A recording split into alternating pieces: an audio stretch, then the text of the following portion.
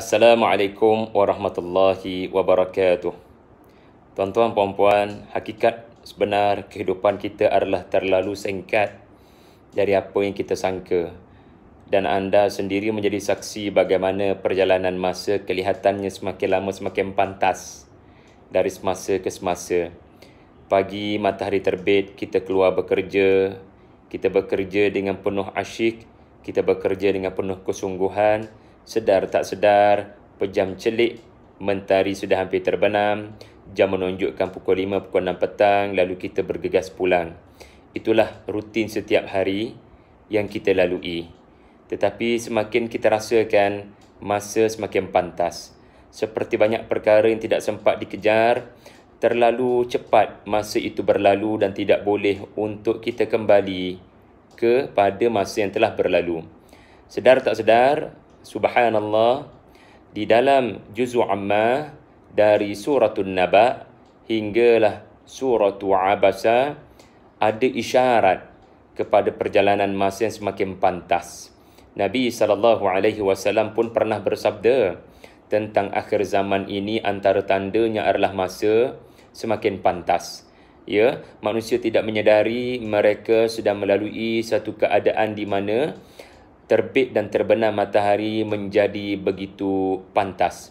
Masa seperti dilipat, ya, dan lebih mendukacitakan adalah Muslim mukmin semakin tidak memberikan barakah kepada masa yang semakin suntuk yang mereka lalui, masa yang semakin pantas yang mereka tempuhi. Di dalam suratul Naba pernah saya kongsikan bagaimana Allah menyusun ayat-ayat kauniyah yang memberikan isyarat tentang musafir yang berjalan jauh ke suatu destinasi bersama dengan keluarga. Lalu mereka perlu berhenti seketika berehat satu malam. Ya, kalau kita perhatikan, alam naj'alil arda mihada, bumi, wal jibala autada, gunung, wa khalaqnakum azwaja, suami isteri, wa ja'alna naumakum subata, tidur, waja'alna al-laila libasa. Ini adalah bahagian mengenai perjalanan seorang musafir yang mengembara di atas muka bumi, al-ardha mihada, kemudian perlu berehat seketika, ikat untanya dan pasang kemah di kawasan pergunungan, wal jibala autada. Lalu bersama seketika makan, minum, bermesra dan merehatkan isteri dan anak-anak. Wa khalaqnakum azwaja. Kemudian mereka tidur, naumakum subata, dan akhirnya malam itu berlalu dengan tenang sebagai pakaian kepada si suami dan kepada si isteri. Wa ja'alna al-laila libasa. Esok paginya matahari terbit, ya, siang pun datang, waktu duha pun datang. Wa ja'alna an-nahara ma'asha wa banayna fawqakum sab'an shidada. Perjalanan perlu diteruskan, lalu perlu melihat ke arah langit yang tinggi untuk mengenal pasti adakah cuaca baik ataupun sebaliknya. Dan akhirnya perjalanan demi perjalanan matahari sudah semakin terik. Wa ja'alna sirajan wahaja. Tetapi akhirnya mereka sampai ke destinasi dan memetik hasil yang begitu baik. Wa anzalna minal mu'sirati ma'an thajaja. Jadi kesimpulannya, ini ditemui oleh para ulama yang melakukan tadabbur. Suratul Naba mengisyaratkan hidup ini seperti hanya satu malam. Satu malam berapa jam, tuan-tuan? Barangkali kita tidur 8 jam. Ya, malam itu sendiri kalau kita kira waktu Isya, ya, pukul 8.30, barangkali hampir kita boleh katakan 10 jam. Ya, perjalanan malam itu 10 jam. Jadi hidup ini sebenarnya seperti 10 jam. Tetapi bila kita meneruskan bacaan juz'u amma kepada suratul Nazi'at, di sini ayat terakhir suratul Nazi'at memberitahu hidup ini bukan 10 jam.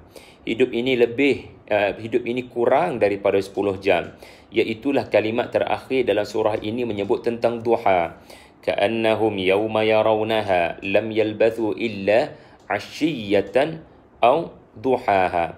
Ya, waktu petang, ya, ataupun waktu malam, ya, waktu duha. Waktu duha berapa jam? Katakan waktu duha pukul 8, habis pukul 12 lebih. Jadi tadi kita kata 8 jam, sekarang hanya 4 jam sahaja. Jadi masa semakin pantas. Dan akhirnya, ya, pada surah Abasa, ya, mengambil kira tafsiran mana yang kita ambil.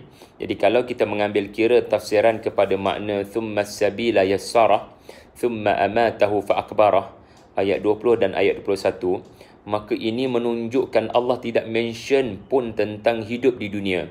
Kerana betapa singkatnya hidup di dunia ini, ya, kerana ia seperti tidak worthy, tidak bernilai untuk disebutkan bagi orang-orang yang mensia-siakan hidupnya di atas muka bumi. Kerana ada para ulama mentafsirkan thumma sabila yassarah adalah perjalanan bayi itu menuju kelahiran.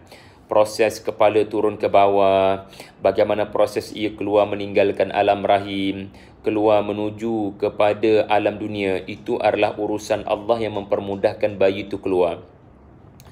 Lalu sepatutnya bila bayi dah keluar, diazankan, lalu seharusnya kita menjangkakan ayat seterusnya dalam surah Abasa ini selepas ayat 20 adalah ayat yang menceritakan mengenai kehidupan dunia.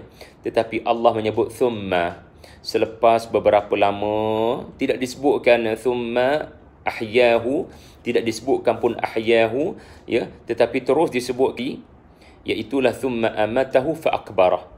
Ini menunjukkan seolah-olah untuk menyebut hidup di dunia ini hidup yang kerana terlalu singkatnya hidup di dunia ini sehingga kan nak disebut pun tidak disebutkan oleh Allah Subhanahu Wa Taala, bagi menggambarkan hati seorang mukmin tidak bercita-cita untuk duduk lama di sini.